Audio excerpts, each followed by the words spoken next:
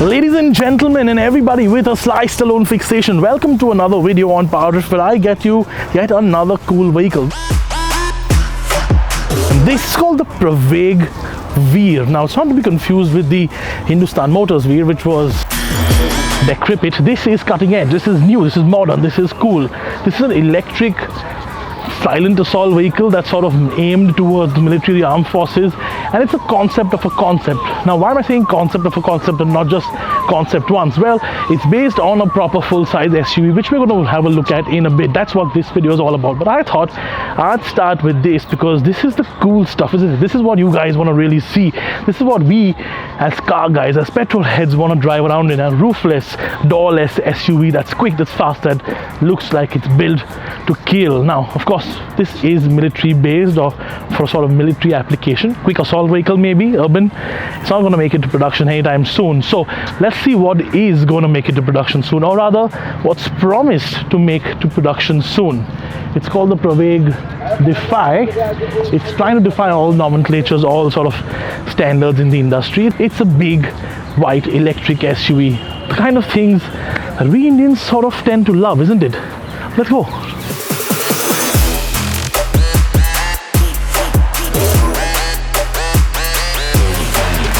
Okay, so the Defy. Now before we actually start talking about it, let me give you a bit of a heads up, right? This is a pre-production car. It's not something that's production ready. It's not something that's going to hit the showrooms tomorrow. So quality wise, there are going to be some gaps and some bits and pieces on the car that aren't going to be the best of quality in general, because it's not really ready yet. They're going to be ready soon. But I'm going to have the camera come around this way to talk about the front first, because this is truly a car that has global aspirations. It doesn't look like something you'd see out of a normal Indian manufacturer. First and foremost, it's huge. It's 5 and a bit meters long, which makes it longer than a Mercedes GLE, just a little bit shorter than a Mercedes GLS. And in general, it looks like, well, it's got some inspirations from a Range Rover Velar. Let me be blunt and honest, right? It's also very modern looking. It's very contemporary in the way it looks in general. So obviously the white helps, because that's the color that we all love in India. But just in general, 20-inch wheels on this one, suicide doors at the back on this one. All of this stuff will make it to production. The wheels of course won't, because the 18s will be on the production car. But in general, you get a drift of this, right? It's nice and big and boxy. It's kind of SUV like. That's important, because that's what people really want. Again, and I keep saying this because it is important, this is still pre-production. So all these gaps that you see, all these, I mean, I can put my finger in the middle of this here, it's still going to be refined. It's going to be a lot better.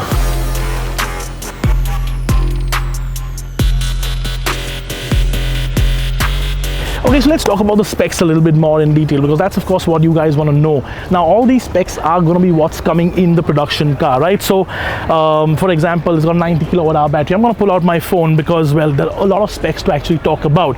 4940mm is the actual length of the car, 1940mm is the width. We'll put all of this stuff as text below, so you don't have to hear me speak and sort of bore you.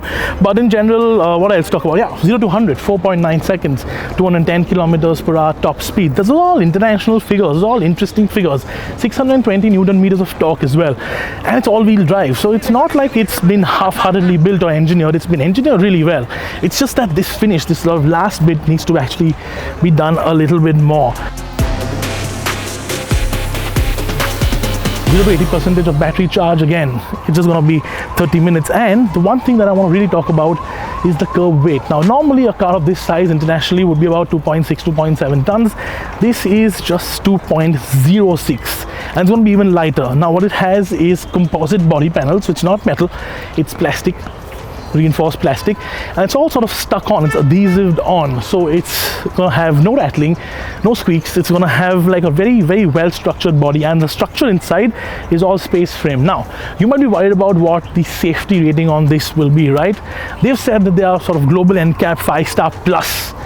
We'll see that when it actually happens. But again, talking about the design overall, as I said it earlier, it's global. It looks global. It looks really cool. Coupe-like design as well. Big ass spoiler on the back. Just in general, apart from the fact that there are a whole bunch of bits and pieces in terms of closer detail that really need to be worked out, really need to be worked out, this thing looks rather promising. Now they're going to say that they're going to make it a production by say mid next year and have delivery start late next year or sort of the second half of next year, and it's priced at about 39 lakh rupees. You can actually go and book one right now for 51,000 rupees on their website. I'd wait probably to see a more production ready version of that, because at the end of the day you're putting in your hard-earned money. It's going to be important where you put your hard-earned money into.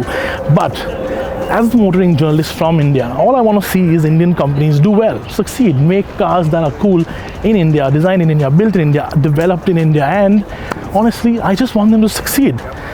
From the looks of it, they look like they might, or they will. Rather interesting interior as well. We haven't had a chance to actually go and sit in it yet much, but we've put some shots here. Overall, tell me, what do you think? Do you think the Pravaig Defy will defy nomenclature, will be a successful EV product for India, or do you think it'll be one of those startups that sort of vanishes into the thin air? Tell me what you think in the comment section below. Signing off for now. Thank you for watching, and of course tell me, the Defy or the Veer, which one would you prefer as a buyer for 40 lakh rupees?